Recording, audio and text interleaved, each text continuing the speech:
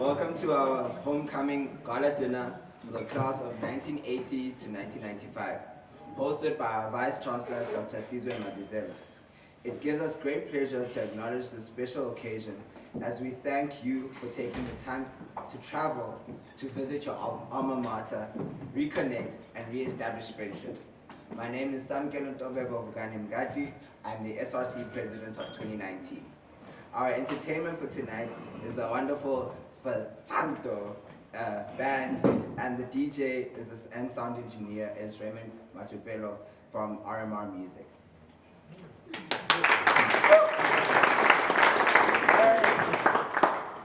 We are especially thankful to welcome our alumni who have traveled from overseas to attend our homecoming. Mrs. Primrose Ignore from the United States, and Mrs. Gail Mosdale, who was one of the alumni of Perth coordinators, who recently arranged a reunion on the 23rd of May at Perth Australian Alumni. A special thanks goes out to Mr. Tapelo Pizzo, who was alumni.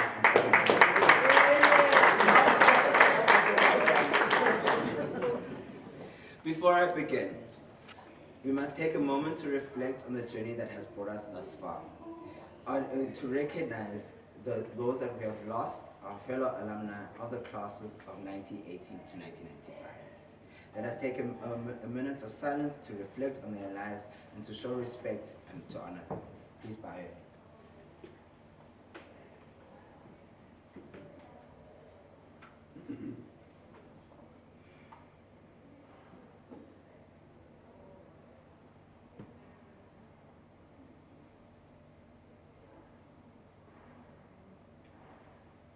Thank you. Please remember to inform the alumni office and about any alumni that passes away in order for the alumni office to take note of it on their website. Tonight we have two alumni speakers, Mr. Limke Mali and Dr. Jennifer Mulotwan, sharing their experiences, and our Vice Chancellor and Dr. Mabizela will be beginning the proceedings with his welcome. In November 2014, Dr. Mabizela was appointed as the 6th Principal and Vice Chancellor of Rhodes University. He is well-versed in a variety of higher academic education matters, including governance, management, and leadership, teaching and learning, quality assurance, academic development, assessment, and evaluation.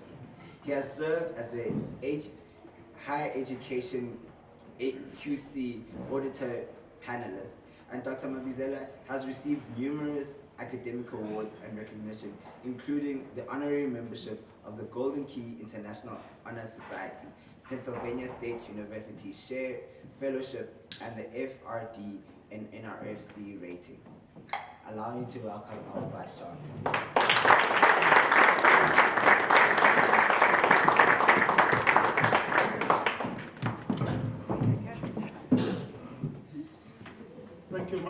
Thank you very much, Madhubov.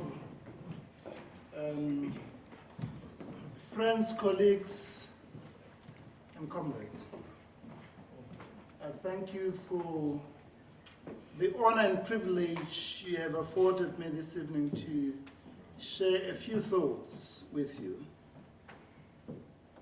Permit me to express our deep gratitude and sincere appreciation to all those who have worked tirelessly to make sure that this reunion and homecoming is a reality. Mr. Tapelo Pizzo, Vuyo gave him my number, and as the saying goes, the rest is history. Thank you very much, Tapelo.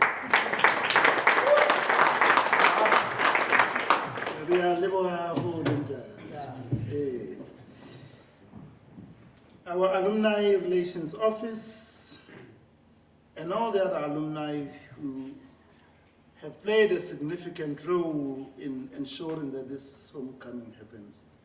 Many, many thanks to you all. While I did not have the privilege of studying at Rhodes University, thanks to apartheid laws that prescribed where different people could study based on the amount and type of the pigment melanin in their skin. I'm, however, a proud product of the struggles of the 80s. So on an occasion like this one, it would be remiss of me if I failed to pay tribute to you all, more especially those black students who came to Rhodes University in the early 80s. Pay tribute to you for your resilience, for your pertinacity, and for your triumph. It could not have been easy to develop a sense of identity and belonging in a place whose very design and purpose excluded those of a darker hue. As noted earlier, I'm also a product of the student struggles of the 80s. In 1981, I started my BSc degree studies at a university which is 104 kilometers from Rhodes University, University of Fort Hare. With the granting of nominal independence to the Bantustans of Ciskei in 1981 by the minority South African regime, came the fierce battles to keep Lennox Sebe's grubby paws out of Fort Hare. You might know that, I guess this was the case with all African countries. Once you got independence, you needed to have your own airport. You needed to have your own university, and so on and so forth. So when Ciskei gained its nominal independence in 1981, they had their sights at Fort Hare. So we fought fierce battles against the Ciskei police and the defense force of Ciskei. True to its reputation as a hotbed of student struggles and resistance, Fort Hare created an environment in which many of us developed a keen sense of awareness and a consciousness of the need to mobilize for the overthrow of the abhorrent and dehumanizing system of apartheid. We were always inspired by the messages we received from Lusaka. In the evenings, a small group of us would huddle around to listen to Radio Freedom in shortwave radio.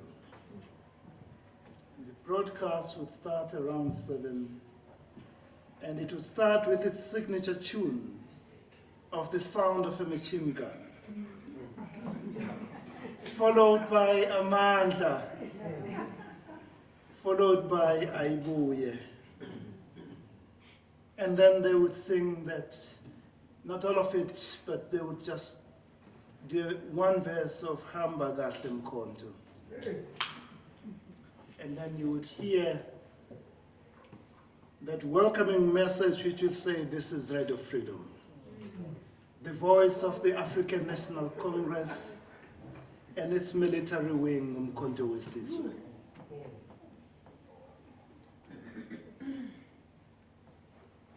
That was something very special. When you listened to that burst of machine gun, and you listened to that welcoming message saying, "This is Radio Freedom, the voice of the African National Congress and its military wing, Umkhonto we Sizwe," we drew a lot of inspiration. What's the point of all of this, you might ask? First, fierce battles were fought to achieve the political breakthrough of 1994. Second, we should never desecrate the memory of all those who paid the supreme price for us to achieve the 1994 breakthrough, with all its imperfections.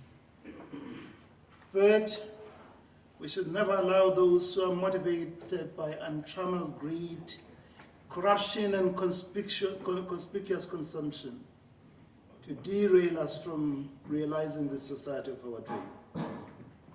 The task to create the society of our dreams remains unfinished. I know you all have your own experiences, particularly those who lived in the 80s. As we are fighting those fierce battles with the Sky Police, getting expelled from the University of Fort Hare, being readmitted, getting arrested and be detained in the holding cells in Alice. I know the indignity of having to respond to the call of nature in the presence of 22 other people in the holding cell. Because we were there, 20 of us in one cell, and the toilet was there. And of course we entered into an agreement that please, if you want to honor the call of nature, just do it when everyone is sleeping. But the indignity of having to honor the call of nature and you have 20 other people just there. But we are the product of the struggles of our people.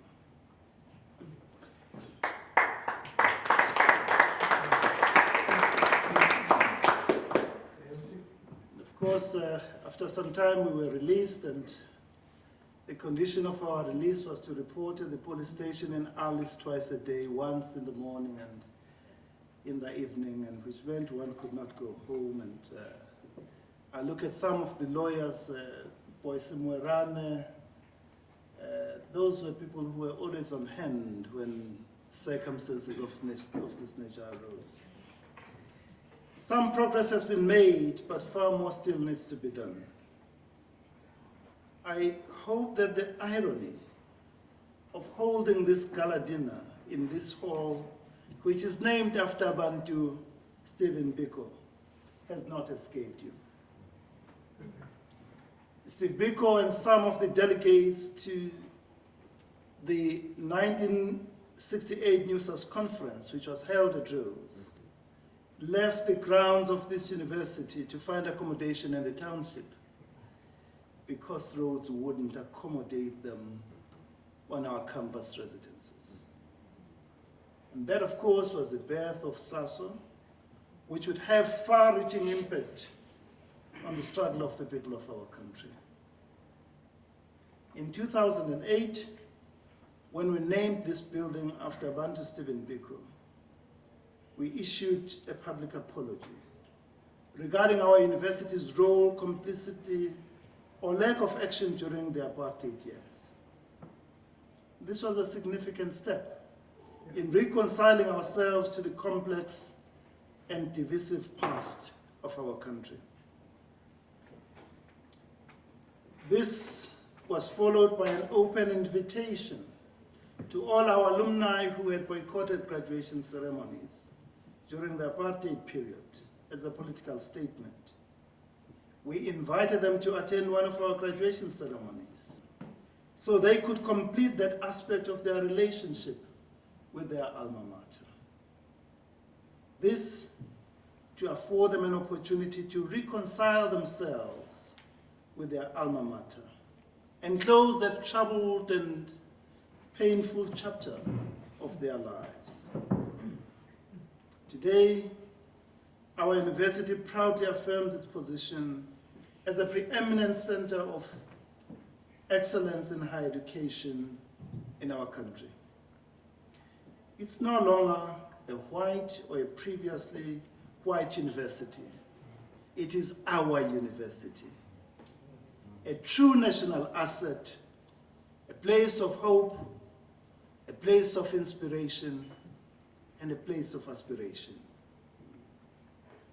This is because you and generations before and after you have bequeathed us and generations to come an excellent university. Our transformation journey reached a significant watermark in July 2017 when we held a very successful 3-day transformation summit. The transformation summit had to take 4 important principles into consideration. First, we had to emerge with a stronger and a better university, able to play its rightful role in our society and beyond. If the process of transformation delivered an institution of lesser standing and quality than the one that we have, a shell of its once mighty self, if you like, then we would have committed an injustice. Second, we had to emerge with a financially sustainable university that is able to advance its intellectual endeavor with confidence, courage, and integrity. Third, we had to emerge with a university whose academic offerings, research, and community engagement were superior to those that were offered prior to the transformation process. And fourth, we had to emerge with a strong and resilient institution which is well positioned to respond to and lead in finding solutions to challenges facing our society and humankind. One of the important issues that came up for discussion in 2015 was the issue of the name of our university. After extensive consultations and engagements with all stakeholders of our university, including alumni, our council resolved to retain the name of Rhodes University. Of course, there were strong views that the name had to change, and there were also strong views that the name had to be retained. After listening to the whole debate, council took a decision that the university would retain its name. What was interesting in the debates was that our alumni and our current students were of the view that Cecil John Rhodes was a terrible person. But they expressed a very strong attachment to and love for Rhodes University. So for them, Rhodes University had transcended the person Cecil John Rhodes. As I have indicated, I did not study at Rhodes University. So I was very neutral in the whole debate. I had my views, but I did indicate that I would never express my view because I did not want to influence the debate one way or the other. We are happy with the progress we are making in positioning our university for the future. We have concluded a 5-year institutional development plan, Mkombandlela, which builds on the many successes that set our university apart from the rest. How might you help us and how might you support us?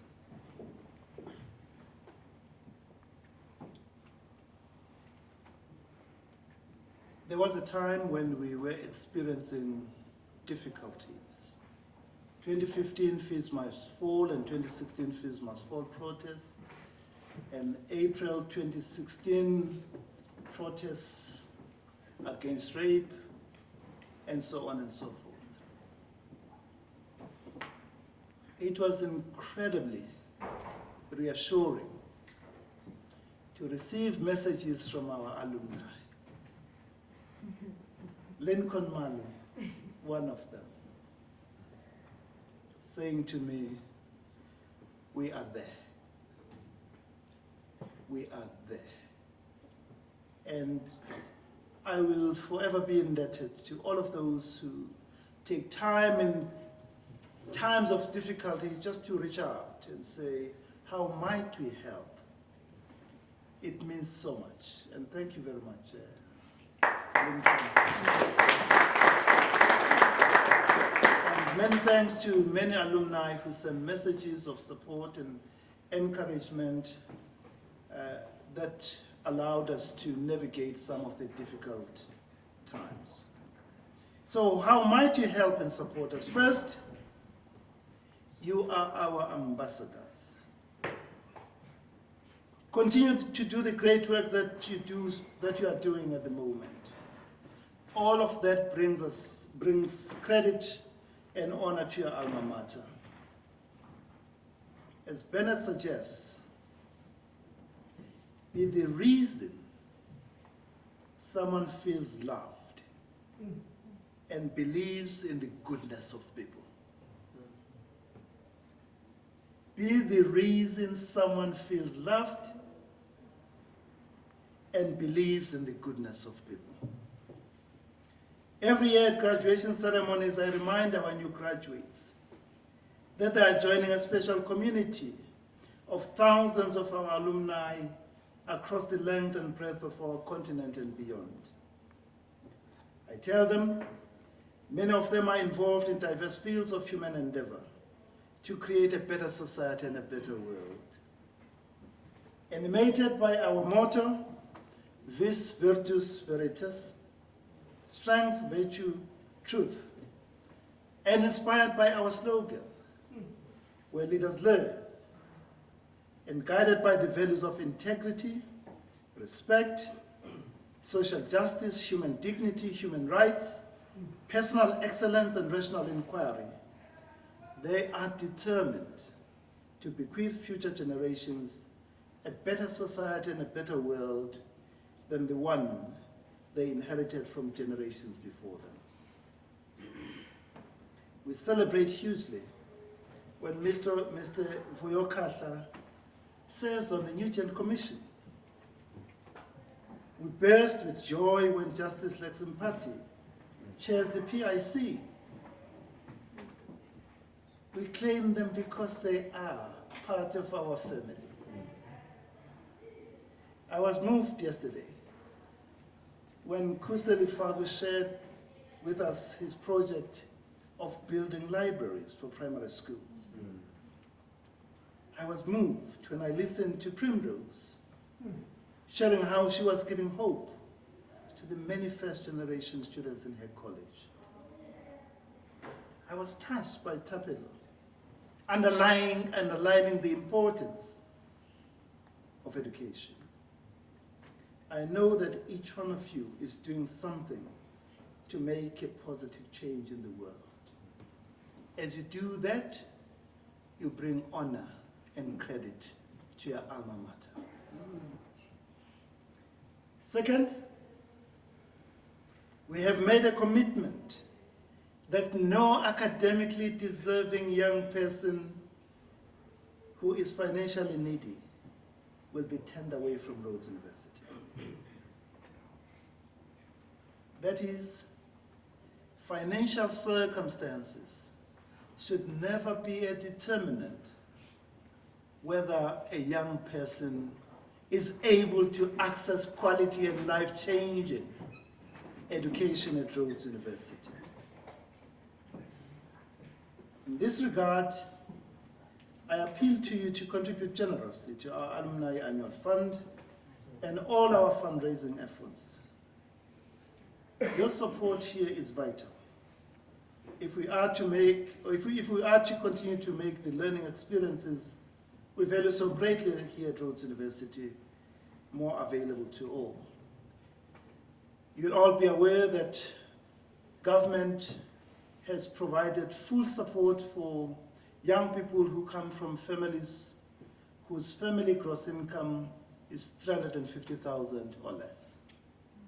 That's a significant contribution. However, there are many young people in our university who fall outside of that, whose family income is just above the threshold, but not nearly enough to can afford university education. Please help open doors for us in our fundraising efforts. Help us access the CSI budget of your company. We'd also like to access the Chairman's Fund and all other funding opportunities that are available in your company. Third,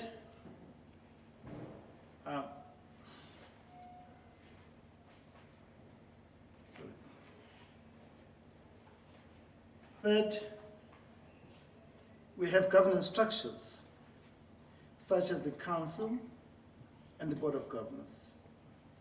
We are always looking for people to assist us in these structures. Mr. Vuyokatla is the chairperson of our council. Mr. Mkuseli Faku serves on our Board of Governors, as does Zanele Monachotla, Mr. Andy Lesangu, and the other alumni who serve on our Board of Governors.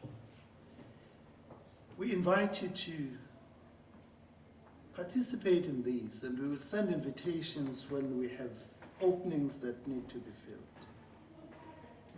Fourth, every year we invite alumni to propose names of those who are worthy of recognition and celebration through the Distinguished Alumni Award. Please propose names. You are all doing sterling job in what you're involved in. We do want to celebrate you. We do want to share with the current generation all the exciting things that you are doing. So do propose names so that we can recognize you through our Distinguished Alumni Award. Fifth, please offer to mentor some of our students. If you'd like to visit Rhodes University for a week or so, have a chat with young people, tell them what is possible. We'll be more than delighted to host you. Earlier this evening, I was chatting with Pam. Pam Yako is doing some really exciting work with young women in this town.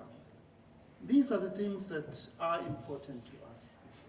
I have committed myself to ensuring that every young person in this town has access to quality and life-changing education, that there is quality teaching and learning. For the first time, we're getting more students from local schools, from township schools coming to Rhodes University than has been the case before. This is important. This university belongs to them. We have a particular responsibility towards them. So for all that you do, and for all that you are, your alma mater is truly proud. But always remember, be the reason that someone feels loved, and be the reason that someone believes in the goodness of people. Thank you very much, Tante Grazia, Kialebocha, Nyabonga Kakulu, Enkosi, Obrigado.